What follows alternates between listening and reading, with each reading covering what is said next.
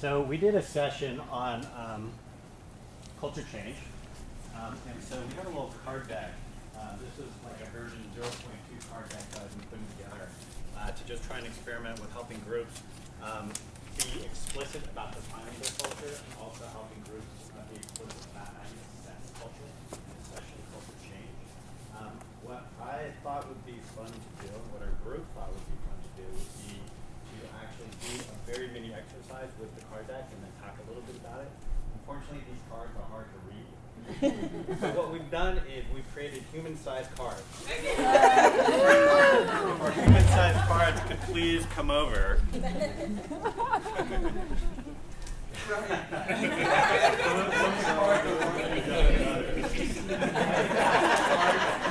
Turn around, code so that everyone has a chance to see what the cards are. So the basic idea behind the card deck and the basic idea behind this culture shift work is that ultimately it's about asking the question, who are you right now as a group, and who do you want to be?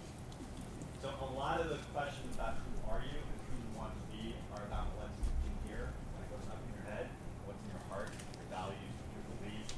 Those things tend to manifest in behavior, and behavior is something we can see, and so that's often the easiest thing for us to talk about. The harder thing to talk about is what's in here and what's in here, what's internal. And so the basic idea behind the card deck and behind the process is, can we as a group have a conversation where we're explicit about the mindsets, what we think that we want to have as a group, and then can we actually have a conversation about it, can we assess around it, can we do all of those other things. And so what we have here is we have this notion of mindsets that you would like to see more of in your group, and mindsets that you would like to see less of in your group. So the cards that you see here that are in green are examples of mindsets that you might like to see more of in a group. And the cards that you see here in red are examples of cards that you might see, like to see less of in a group. Some of these are actually a little ambiguous. Sometimes it's debatable whether you want more of something or another. So that's a whole other conversation we can have. But what we thought we would do is we would go through an exercise with the group. So if we assume that we are a community here that's coming together, that we have a specific mandate and that we want to learn together, all of us are interested in leadership, we're interested in equity, we're interested in all of these different issues, we're interested in networks. We want to come together as a group, and we want to have a certain kind of culture ourselves when we come together, when we interact with each other. So let's use these cards to be explicit about the kind of culture we want to have. So we only have a couple of options here because we didn't have as many human cards as we did regular cards. And so what I'm going to invite you all to do, if you have a pen, I want you to basically come up and pick a card that really speaks to you, either a more of or a less of card. Just pick one, and come and just mark the card. So you can do it with Post-its, you can do it with any device that you see today. And this is what we want to create? So you can pick a more of or a less of. But is this what you want, or is this your present state? This is what you want. This is what you aspire to. Oh, the culture that we aspire to. You can be anonymous if you want to put your name on it. Oh, so what's your It says the ratter -1.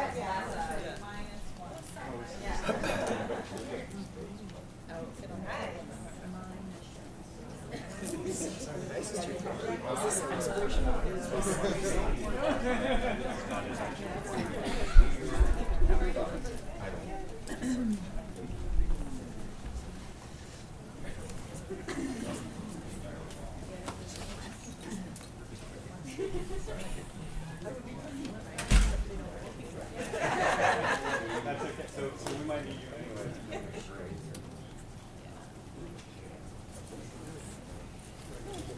Okay.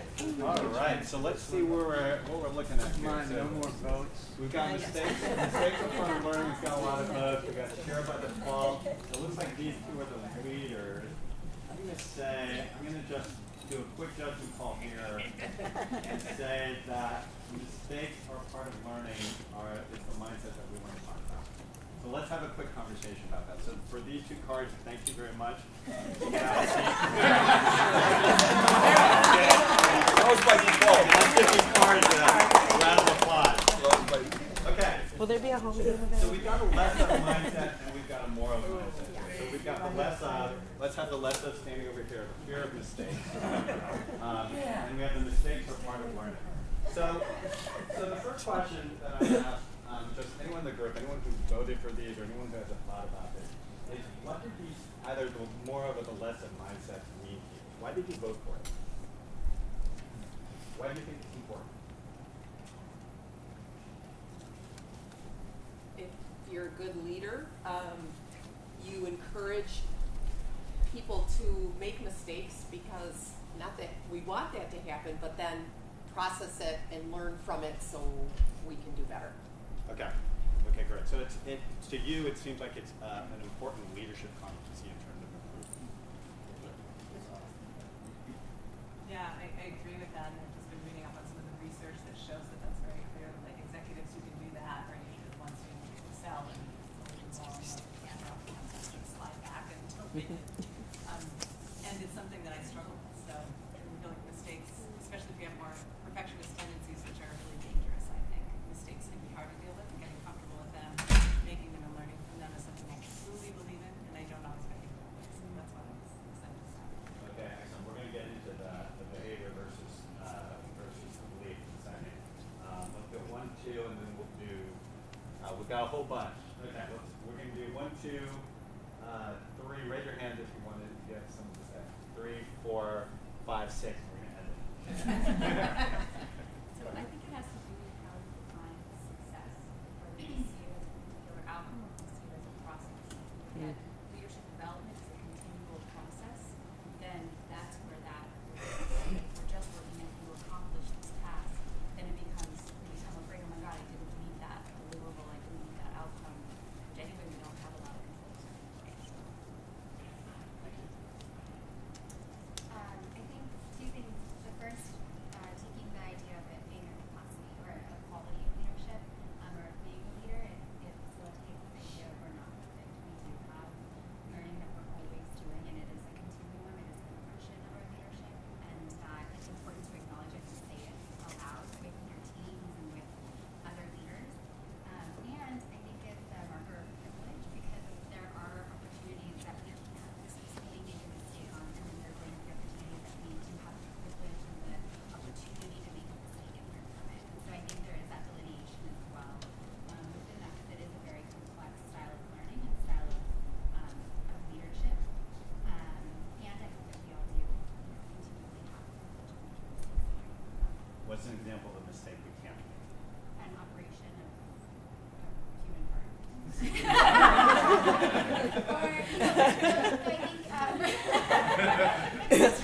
Airplane pilot. Doing a lot of Oh, sorry, not when people are flying. the design thinking, and we can and sometimes can't prototype stuff, right? And so we do have the opportunity of making mistakes in of our leadership development programs, and we're going to continually learn from them and progress them. And what's lost in that human experience? We decided, oh shoot, that was a mistake. We can learn from it, and what's the loss? So there are consequences that we have to acknowledge. Mistakes are important. Just one of the distinguishing factors between managers and leaders is the ability to take risk. And if you're risk averse and you probably manage because you're doing things the right way, then leaders do the right thing. And that often involves it does involve risk, and therefore involves mistakes. So for me, it was not just about the leader, but also about the group and the idea of what we desire and culture of the group. And that is one where innovation, to have innovation, you need to take risks. Everybody talked about that. You're going to make innovation through the mistakes you make. But also, it can be a very silencing piece if mistakes are not allowed in the group. So if people that are motivated by fear as opposed to by a sense of learning, a desire for taking that chance to see if it's something better. So as part of a culture of a group that I would want to be in, it's one where mistakes are celebrated. We have one person we work with who does joyful funerals for things that didn't work out at the end. And I love that because it's like, it's a celebration of, well, we tried something. Right, great. So now we're not only getting into the culture of the group, so you're saying it's a capacity that you want to see across the entire group, but you're starting to talk about practices. idea of celebrating failure as a way of supporting this culture. Great, thank you. My comment is very similar. I was drawn to this one because I feel like such an important part of taking a stance that mistakes are a part of learning is that you create a culture within a group that is it's open and creative and compassionate. Excellent, thank you. So these are the outcomes that you think are going to fall out of this kind of culture. Excellent. So one more. It's been said. It's been said. Thank you. All right. I know that this is fantastic. And I think the fact that so many people have something to say as we have this conversation talks about how important it is to take the time to have a cultural conversation. So the next piece of basically what the cards are supposed to manifest in terms of helping you design a culture, helping you shift a culture, helping you assess the culture, is to actually make sure if you're going to be explicit about it, if you're going to commit to it, put a stake in the ground and actually say, okay, we as a group have talked about this, we think this kind of culture is important. When we talk about this kind of culture of supporting innovation, one of the mindsets about it are shifting from a mindset of fear of mistakes to mistakes are part of learning. So if we're committed to this, let's actually be accountable to it, and let's talk about whether we're doing it or not. So we're going to model really quickly how we might measure that, and I'm basically going to just scale the exercise that happened before with Odin's modification, which is we're going to do a spectrum. So if we could all get up, I'm going to ask you 2 questions, and Deborah, if you could be the card again. So we've got on this side, mistakes are part of learning, and we've got on this side, fear of mistakes. And so what I want to do, actually, I'm going to ask 2 questions. So the first question, since we've all had an opportunity to spend 3 days together as a group, what I want to get a sense of is, as a group and in this space, do you feel like we've modeled mistakes are part of learning? So if you feel like the last 3 days have been a good model for how you create a safe space to support mistakes and that kind of stuff, basically come to this side of the room. If you feel like it hasn't been a good model, come over here and move anywhere along the spectrum you want to be. So this is not a binary question. This is in fact a spectrum. Okay? So go ahead and move to the side of the room that you think.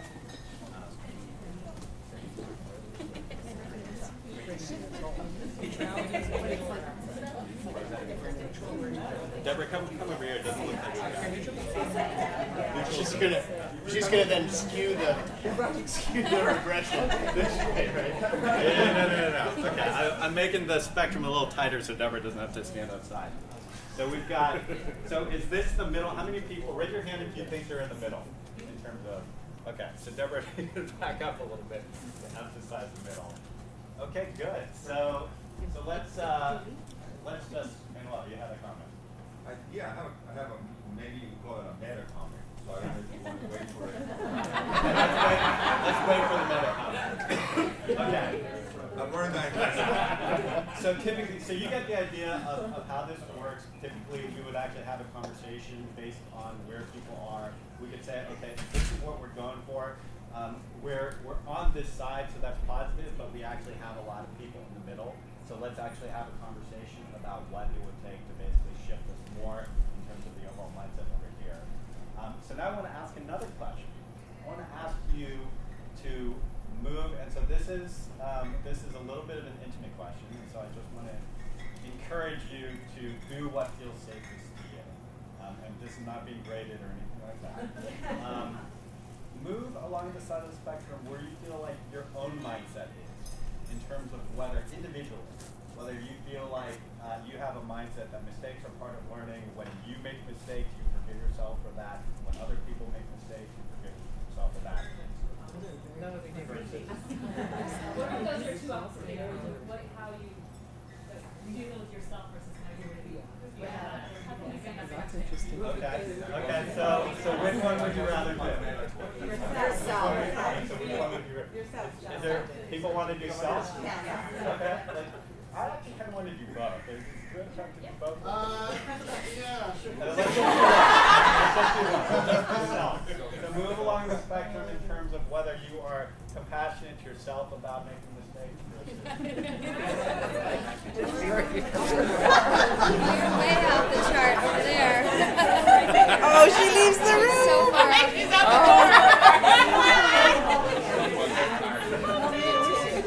Okay. Where is your own mindset?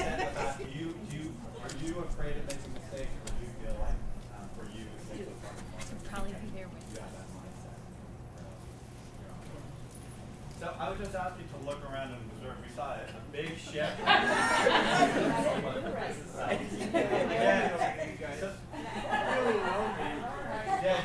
Oh, thank you, Bella.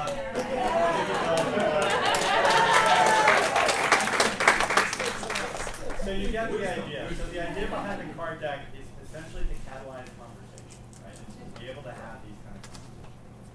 So thank you to our human cards.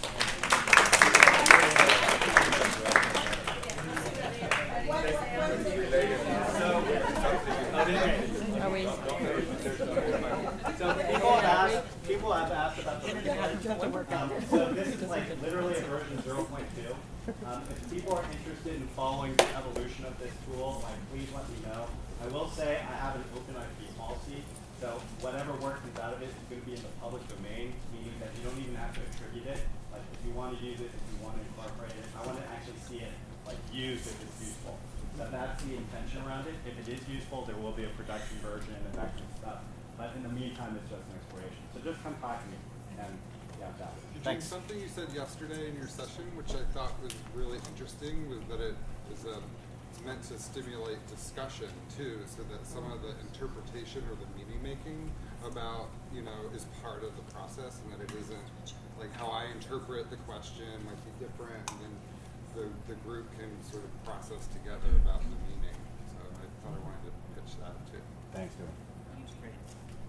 Are you planning to make part of the process to be about identifying behavior? Is that the intent as well? To say here are the behaviors that exemplify that, or is that something separate? That's typically part of the follow-up discussion, and whether it's part of the card deck or not, like that would be an interesting conversation to have with all of you. Like, let's try it if people are interested in it and see if it's useful.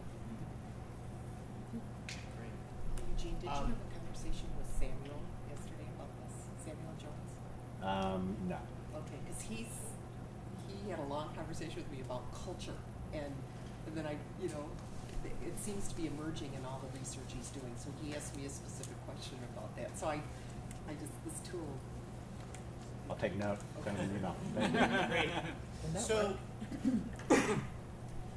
So anybody else who had something to share from yesterday's learning before we take a break? Great. Manuel, you had a meta comment that we didn't address, and I wanna hear it now, and then if there's more conversation around it, let's tackle that after our break. Well, my thought was that I voted for mistakes, right? I mean, mistakes are part of learning. But my assumption is when you make a mistake, you're already taking an action. And then afterward, you reflect on that action and go, oh, I made a mistake. At least that's how I think a mistake is.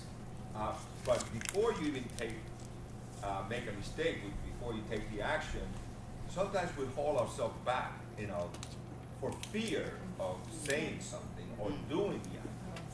So that's so I was concerned about how many of us hold ourselves back from saying something or expressing something because we say, oh, I'm going to be embarrassed, or that's too weird to say that. You see what I mean? Yeah. So you don't even make the mistake because you're holding yourself back. Yeah. So that's my metaphor. I don't know if that makes sense or not. Yeah, absolutely. And I think it's a nice complement to the two questions that Eugene asked of where we feel like the group is and then where you feel like you are, and that we had this shift. And so I think those two things can kind of coexist and sometimes challenge us. Diane, did you have something? So my heart is beating fast, so I realize that I feel like I really want to say something. Great. So this piece about there's a particular power and privilege that exists within organizations and systems about whether or not you can make a mistake. And I feel really, and I'm sure that so many of us have experienced this and witnessed it all the time, because when we have particular social identities, when we're a woman, when we're a person of color, when we're non-dominant culture, the ability to be able to make a mistake is constrained, and that there's a double standard that but I see this all the time, that there is a double standard who gets to make a mistake and what the consequences are. Yeah. So if we look at the revolving door of people of color in philanthropy, if we look at the revolving door of leadership specifically for women and people of color, I think it's out of that double standard about how people interpret that mistake and whether or not whether we're even allowed to admit it. And so for me, I really, so it's really important that we talk about this in a, in a matter like, in a non-contextualized or an uncontextualized environment. But I think so many times we're in an environment where those instances need to be lifted up. Can I just add also, I think adolescents and young people. Yes, do I mean, I that- say, also yeah, do non-adult. that thing where as an adult, often you're more evolved, you're more mature, and whatever, you can make mistakes, it's okay. But if you're an adolescent, you're like a troublemaker, you're at risk, you're like the bane of existence of society, you're causing a Absolutely. Thank you, Holly.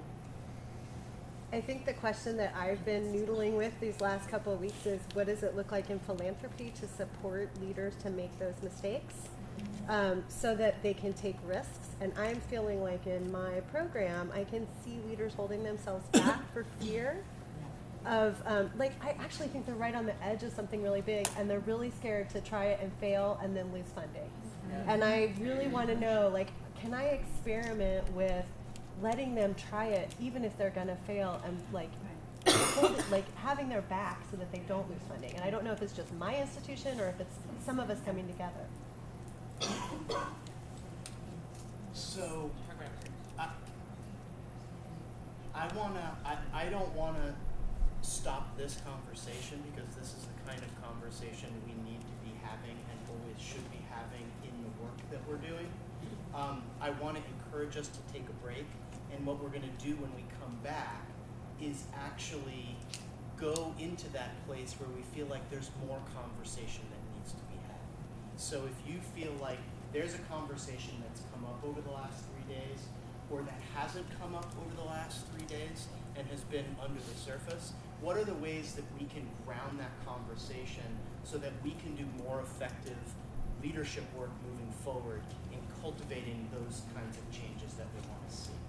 So, and I would appreciate everything. I mean, back to the poem from the earlier group of living the questions is really critical, and I really appreciate all of the sharing.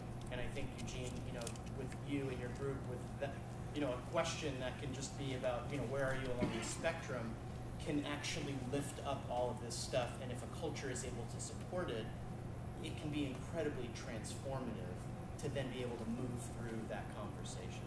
So thank you for that tool. Thank you for everybody else for the amazing sharing, the creativity, the openness. That's really what this opportunity is all about. And we'll come back in 15 minutes to explore how we can continue learning and where we want to apply the learning that we've already done or are doing. So we'll be back at 11 for our final hour together. Thanks for a great morning.